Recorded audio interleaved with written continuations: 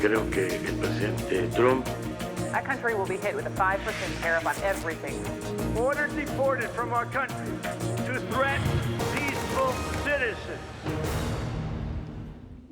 Hola, ¿qué tal amigos y amigas del Canal 14? Qué gusto saludarlos en una emisión más de hashtag La amenaza de Trump. Tenemos revisando la agenda de lo que sucede en Estados Unidos y por supuesto cómo tiene una correlación directa con los Estados Unidos. Qué gusto saludarlos. Y es que precisamente en Estados Unidos se reactivó la posibilidad de llevar a juicio político y eventualmente destituir al presidente Donald Trump. La primera ocasión fue por la trama rusa en las elecciones de 2016 en las que triunfó Donald Trump, y después por los casos de dos mujeres que supuestamente fueron obligadas a guardar silencio tras haberlo acusado de sostener relaciones extramaritales. Ninguno de estos casos prosperó. Ahora es acusado por los congresistas demócratas de intentar obtener de Ucrania información privilegiada para usarla en contra de su adversario más visible rumbo a las elecciones presidenciales de 2020. El ex vicepresidente Joe Biden, ex vicepresidente con Barack Obama. El anuncio fue hecho el pasado martes 24 por la presidenta de la Cámara de Representantes, Nancy Pelosi. En un intento por desactivar la amenaza, la Casa Blanca hizo pública la transcripción de la conversación telefónica sostenida entre Donald Trump y el presidente de Ucrania, Volodymyr Zelensky. Se sabe que el mandatario estadounidense habría condicionado el apoyo de su gobierno a Ucrania en materia de seguridad, a cambio de que se reactivara una investigación que involucrara al hijo de Joe Biden, Hunter Biden, precisamente con la empresa Burisma Holdings, la mayor productora de gas en Ucrania. El caso podría tener implicaciones para nuestro país, especialmente ahora que está pendiente la aprobación del TEMEC, el nuevo acuerdo comercial entre Estados Unidos, Canadá y México. Hunter Biden se integró en 2014 a la junta directiva de Burisma Holdings. 2 años más tarde, su padre, Joe Biden, impulsó una solicitud desde el gobierno estadounidense para remover del cargo al entonces fiscal general de Ucrania, quien dirigía una investigación sobre el lavado de dinero y actos de corrupción en contra de la gasera. And this week, the president has admitted to asking the president of Ukraine to take actions which would benefit him politically. The actions of the Trump presidency revealed the dishonorable fact of the president's betrayal of his oath of office, betrayal of our national security, and betrayal of the integrity of our elections. Therefore, today, I'm announcing the House of Representatives moving forward with an official impeachment inquiry. Hoy hablaremos sobre este tema. Permítanme presentar a nuestras invitadas del día de hoy. Nos acompaña la doctora Arlene Ramírez Uresti. Ella es internacionalista del TEC de Monterrey y actualmente articulista también de la revista Forbes. Arlene, qué gusto saludarte, gracias por acompañarnos. Al contrario, gracias por la invitación, Omar. Un gusto. Muy amable, un placer. También tenemos con nosotros a Inés Carrasco Scherer. Ella es directora de análisis e investigación del Centro Gilberto Bosques del Senado de la República Mexicana. Inés, qué gusto tenerte. Muchas gracias, Omar. Un placer. Gracias. Y finalmente presento a la doctora Guadalupe Peña González. Ella es catedrática de la Universidad La Salle. Bienvenida, un placer saludarla. Gracias, un gusto conocerlas. Pues bien, solo 3 presidentes habían tenido este tipo de circunstancias, padecido este tipo de circunstancias. No es un tema común, no obstante es un tema que agita la arena política en los Estados Unidos y en este momento Donald Trump está viviendo una circunstancia parecida. Me gustaría que en sus propias palabras nos pudieran explicar qué alcances tiene el impeachment político, qué es el impeachment político, para poder centrar a nuestro auditorio que nos está observando en este momento. Por cierto, también un saludo a quienes nos ven a través de nuestras redes sociales, en Facebook Live, ahí estamos transmitiendo también en vivo. ¿Qué significado tiene el impeachment en la política estadounidense? Bueno, pues es uno de los controles más importantes que tiene a través de la Constitución. El artículo 2 de la Constitución Política de los Estados Unidos, Omar, le da al Poder Ejecutivo muchas atribuciones, facultades, pero también limitantes. Sí. Y esas limitantes, como tú bien sabes, están descritas también en la Constitución en el sistema de check and balance, que es este sistema de contrapesos a través del cual cada uno de los poderes de la Unión en Estados Unidos puede llamar a rendir cuentas a alguno que esté extralimitado en sus funciones. En ese sentido, el impeachment o el juicio político es justamente este mecanismo a través del check and balance o derivado del check and balance con un subpoena, ¿no? Este otro mecanismo legal a través del cual se manda a llamar para testificar a cualquiera de los miembros, ya sea del Poder Ejecutivo, del Poder Legislativo o del Poder Judicial. Y hoy lo que estamos viendo es la utilización de un recurso constitucional en una arena político-electoral. Nancy Pelosi espera un momento perfecto, el momento de tener no solamente el control de la Cámara Baja, sino además de tener ya un escenario político que pudiera favorecerle al presidente Trump y darle una estocada para que se caigan no solamente los números de la preferencia electoral, sino, como tú bien sabes, pues la recaudación, claro, porque están a punto de suceder los congresos partidistas en los Estados Unidos para asegurar el boleto de la reelección del presidente Trump. Claro. Inés, ¿en qué momento estamos del impeachment? Es un proceso largo, pero ¿en qué punto estamos al día de hoy? Pues ahorita estamos en la fase en la cual la Cámara de Representantes, que es la Cámara Baja, como ustedes bien saben, de Estados Unidos, está haciendo esta investigación, porque ellos tienen que primero lanzar un impeachment inquiry, que es esta investigación para justo recaudar toda la información necesaria para que este juicio, porque este juicio se maneja en las dos cámaras, ¿no? Entonces, se maneja en la Cámara Baja esta investigación y luego procede al Senado para que se establezca si sí o no se juicia al presidente por este tema que ahorita está, digamos que la parte de Ucrania es la sustancial, pero también están abriendo otros aspectos de investigación, claro, que se extienden a gobiernos extranjeros, incluyendo Australia, incluyendo el Reino Unido. Entonces, ahorita estamos en la fase de investigación y también estamos en la fase, obviamente, de, digamos que, establecer las estrategias políticas que se están llevando a cabo. Por un lado tenemos a los demócratas, obviamente, impulsando de manera muy fuerte estas investigaciones, sacando información constantemente, y del otro lado tenemos a los republicanos que están tratando de decir, este es un proceso injusto, es una cacería de brujas, que es una de las frases conocidas del presidente Trump, y también están resaltando las diferencias con los procesos previos para denotar irregularidades o lo que ellos ven como irregularidades. Entonces, estamos viendo cómo se están, digamos que, preparando para la defensa, liderados por Rudy Giuliani y Lindsey Graham, que también están muy involucrados, y vemos a los demócratas también armar su caso ahorita justo en la Cámara Baja, donde tienen el control. Claro. De esta forma, Guadalupe, me gustaría preguntarte, ¿quiénes son los que deciden al final de cuentas si este proceso, este juicio político, este impeachment, destituye a Donald Trump de la presidencia o continúa? ¿Y cuánto tiempo podría pasar para ver esta última resolución después de lo que nos comentó Arlene e Inés en cuanto a qué tiene que pasar este proceso por las dos cámaras allá en Estados Unidos?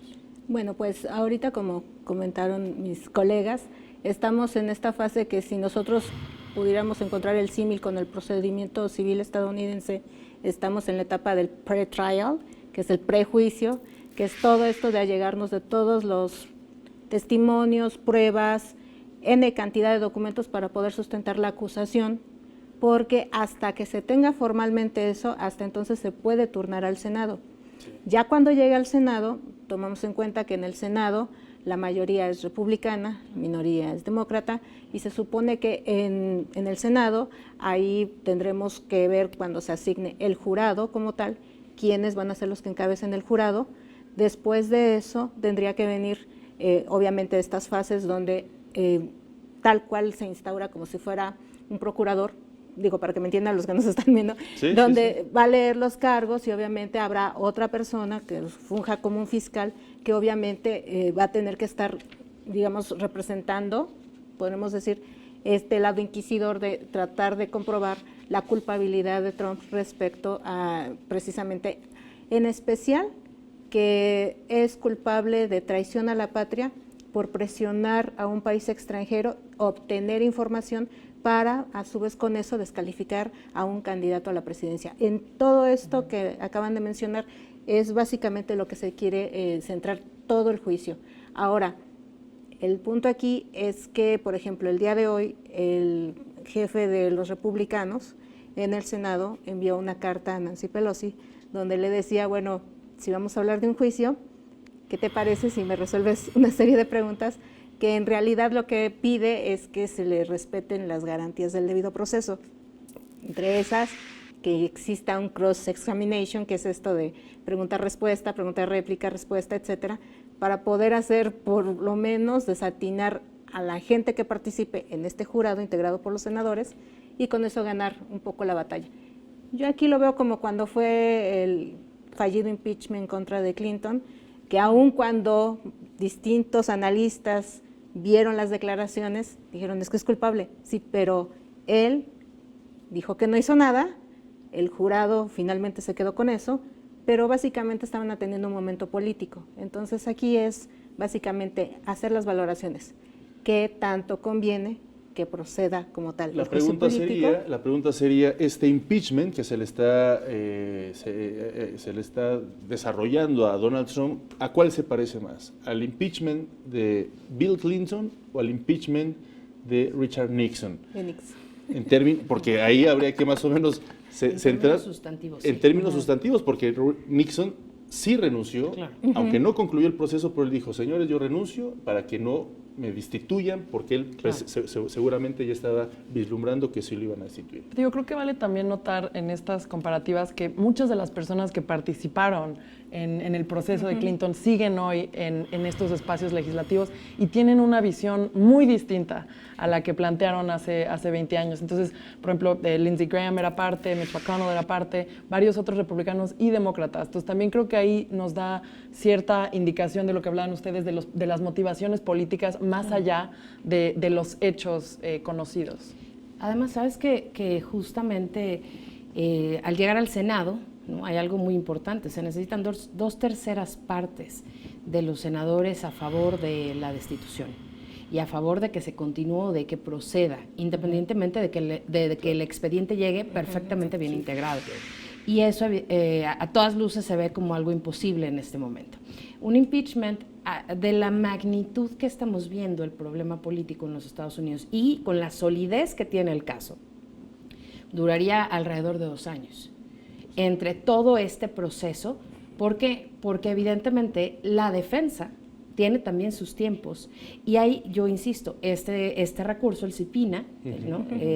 Al cual, digamos, es como quitarle el fuero al presidente, quitarle el fuero a los miembros de la Casa Blanca, quitarle el fuero a muchos integrantes, incluso desde la campaña del presidente Donald Trump, ¿no? Entonces, todos estos actores políticos tienen intereses, por supuesto. El tiempo apremia, las elecciones son el próximo año y en ese sentido, pues evidentemente van a jugar, sí, a estirar el tiempo y lo que ya no tiene ni Estados Unidos en la parte republicana ni en la parte demócrata es tiempo, porque esto se está haciendo evidentemente por la amenaza que representa el presidente Donald Trump hoy por hoy para poder recuperar, para poder soltar la presidencia. Acabas de decir algo clave, Arlene, que podría llevarse hasta 2 años este proceso y justamente estamos en medio de ya la campaña electoral. Sí. Se está eligiendo al candidato demócrata, pues Donald Trump, por supuesto, que va a participar al respecto. Me gustaría, sobre esto que acaba de anotar Arlene, hacerle la pregunta. ¿Qué tanto entonces es un hecho jurídico, sustentable, real, esta llamada telefónica que sostuvo con el presidente de Ucrania, en el cual supuestamente le pidió, oye, investiga al hijo de Joe Biden porque es un corrupto, eso en palabras, por supuesto, de Donald Trump? ¿Eso es algo legalmente establecido para que lo lleven a un impeachment? O, más bien, desde su punto de vista, es una estrategia política para golpear al presidente Donald Trump en el contexto de las campañas? Bueno, propiamente Adelante.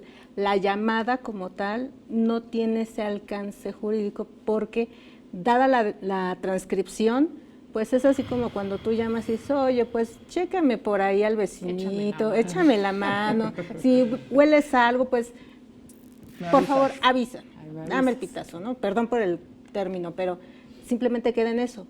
Lo del alcance jurídico es lo que mencioné yo hace un momento, que esta llamada va aparejada de una acción de gobierno. Exacto. En la cual va tal cual una instrucción de Donald Trump de retener dinero que ya está autorizado por el Congreso para ayuda militar en Ucrania. O sea, ese es el enroque jurídico. Ahí está el punto. Ese es el chantaje, literal. si no me facilitas esta información que veladamente te estoy pidiendo o que restituyas este fiscal que yo considero que es muy bueno, si no me das eso, entonces, ¿qué crees? No te suelto la cartera. Sí, pero está en la arena de la interpretación. Exacto, Y digo, yo creo porque que no está nuevamente pasando. lo que abre la puerta a esta llamada es justo la búsqueda de más información al respecto, porque la manera en la que se presentó esta información fue mediante este whistleblower, esta persona que denuncia anónimamente, bajo muchísimas protecciones legales. Entonces, estamos hablando de alguien que se arriesgó a tomar esta medida. Entonces, pensando en la cantidad de críticas que ha recibido la presidencia de Trump, también nos hace pensar que hay mucho más allá que está impulsando este whistleblower. O sea, a lo que me refiero es la gente sabe que hay más de dónde sacar información y de dónde sacar estos datos que mencionaba la doctora, se pueden pedir legalmente en el Congreso, en esta investigación. Claro. Y definitivamente esto es la punta del iceberg, ¿no? Claro que los argumentos, como yo te decía hace rato, Omar, da para mucho, ¿no? Esto es solamente una de las excusas que encontraron y que encuadraron perfectamente, porque en esta parte del impeachment, constitucionalmente hay un vacío legal muy importante, que es justamente lo que ha dado pie a las otras 3 posibilidades de impeachment en los Estados Unidos. Claro. Y que ese vacío legal es el que, a través de la generación de jurisprudencia temporal, se ha empezado un poco a armar, ¿no? Esto, pero que si estamos viendo que esto se normó en 1787, jamás esperaron el alcance hoy de redes sociales, ¿no? De todo lo que vemos en este momento.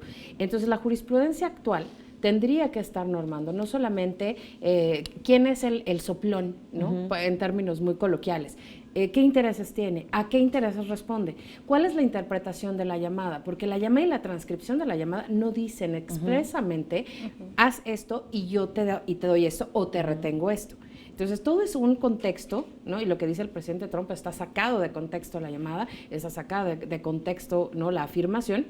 Sin embargo, la mayoría en la Cámara Baja de los demócratas es lo que le da el valor a Nancy Pelosi para decir, sí, nos vamos por ahí y el encuadre está perfecto, ¿no? Claro. Entonces, hay mucho todavía que investigar. Pues así está la pirinola en este momento girando. Vamos a tener que hacer una pausa, pero entonces, por lo que entendí, tú dices no va a proceder el impeachment tarde o temprano. Yo creo que no. ¿Tú? Es muy difícil. Yo creo que los tiempos están muy complicados, en ¿Para efecto. qué proceda? Para que proceda con estos temas legales, en particular esta petición de información, creo que es muy compleja. ¿Correcto? No procede No y procede. va a ganar las elecciones. Bueno, pues hay 3-0, así que es un marcador contundente. Vamos a hacer una brevísima pausa, regresamos para seguir analizando este tema tan interesante. Más adelante platicaremos precisamente cuáles pueden ser las repercusiones en la agenda bilateral entre los Estados Unidos y México. Regresamos.